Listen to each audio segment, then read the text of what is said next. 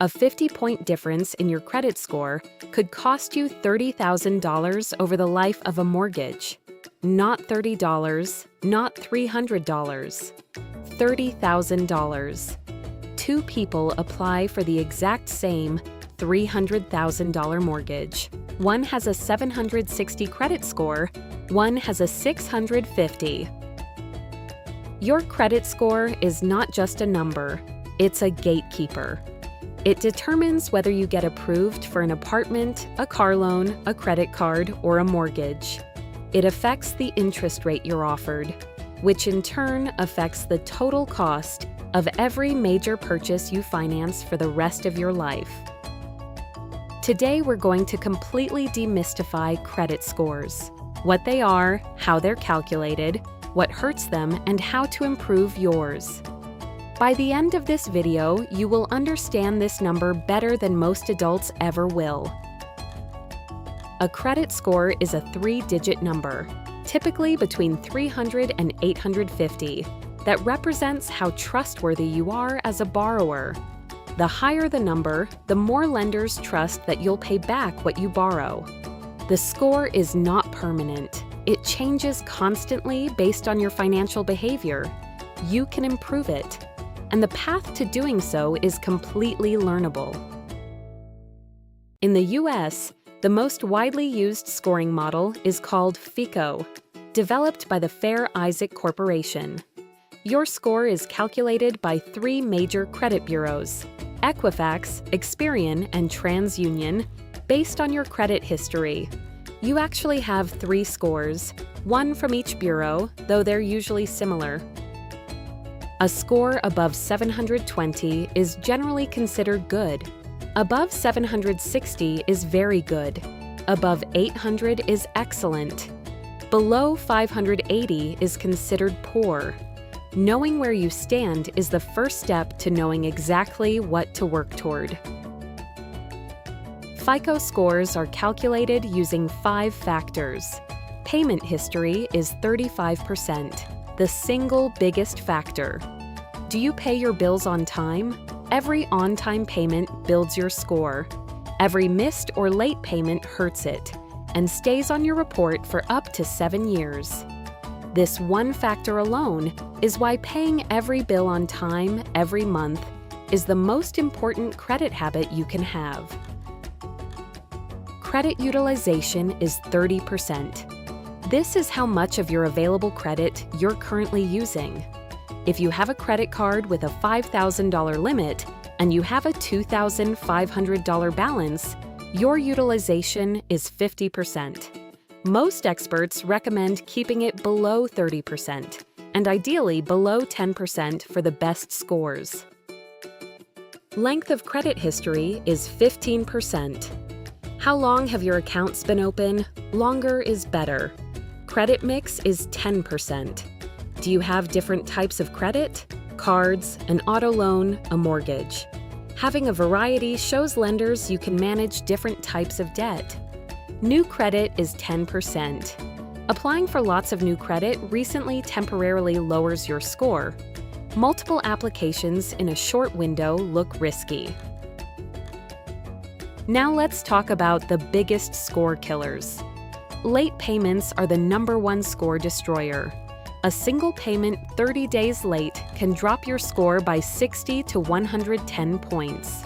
A 90-day late payment is even worse, and it stays on your credit report for 7 years. Set up autopay for at least the minimum on every account, so this never happens. Maxing out credit cards is the second biggest issue.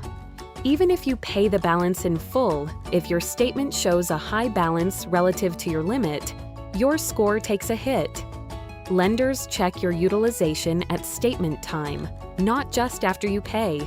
Keep that utilization low. Collections are devastating. If a debt gets sent to a collection agency, it creates a major negative mark on your report.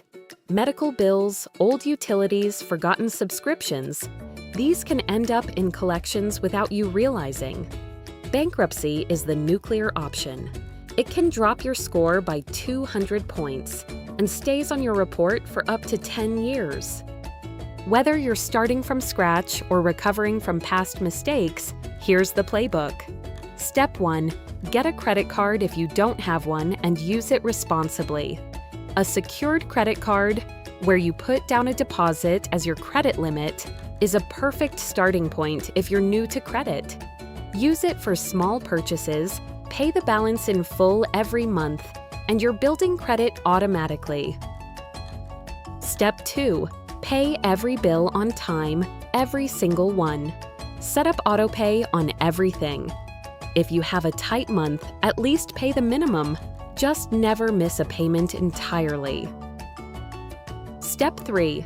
Keep your credit utilization below 30%.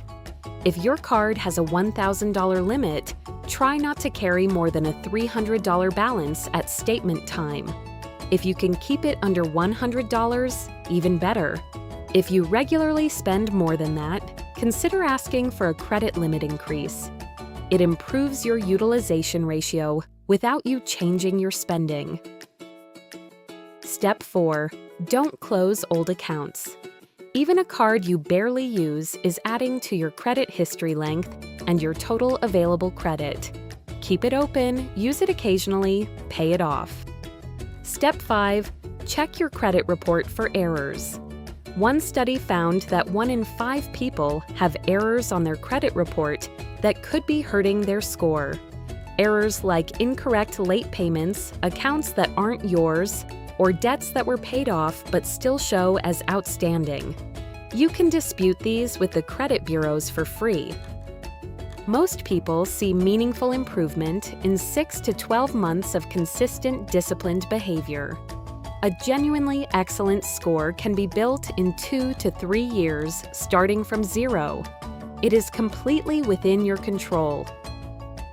Remember that real example. 2 people apply for a $300,000 mortgage. One has a 760 credit score. One has a 650. That difference could mean a 1.5% higher interest rate for the lower score. Over 30 years, that gap costs over $90,000 more in interest. Same house, same loan, same life choices. Just a different score.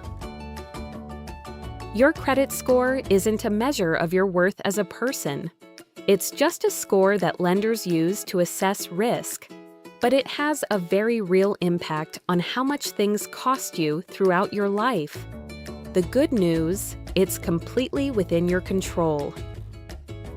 Here's your homework tonight. Go to annualcreditreport.com and pull your free credit report. Check it for errors. Look at your payment history and your utilization. Identify the one thing that needs the most work and start there. That's it. That's your starting point. If this video helped you understand your credit score, hit subscribe. Next week, what is inflation and why does everything feel so expensive right now? You do not want to miss it. See you there. Quick note, this channel is for educational purposes only. Nothing here is financial advice. Always consult a qualified professional. AI tools were used in production. All creative decisions are entirely human-made.